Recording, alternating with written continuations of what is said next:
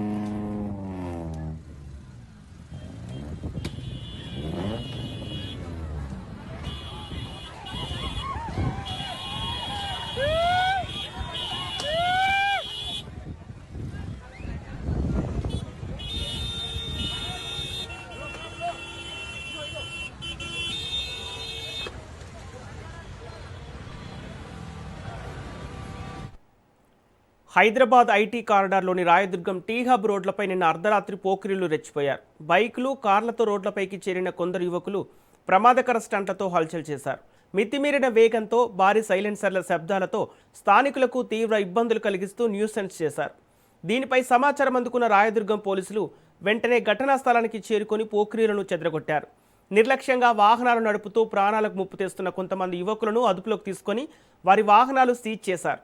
అర్ధరాత్రి సమయాల్లో IT corridor రోడ్లపై రేసింగ్లు, వీల్ స్టంట్ చేస్తూ శాంతి భద్రతలకు విఘాతం కలిగిస్తే కఠిన చట్టాల కింద జైలుకు పంపుతామని పోలీసులు ఘాటుగా హెచ్చరిస్తున్నారు.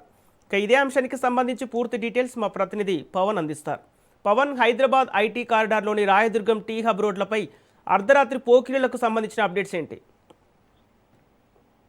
టీ హబ్ వద్ద బైకులు, కార్లతో స్టంట్లు చేస్తున్న నేపథ్యంలో పోలీసులకు సమాచారం రావడంతో అక్కడికి చేరుకున్నారు. అయితే అప్పటికే కార్లతో, బైకులతో స్టెంట్లు వేస్తూ పెద్ద పెద్ద శబ్దాలకు కూడిన యొక్క సైలెన్సర్లు పెట్టుకొని హంగామా సృష్టించారు. అయితే దీంతో స్థానికులంతా కూడా భయాందోళనకు గురయ్యారు.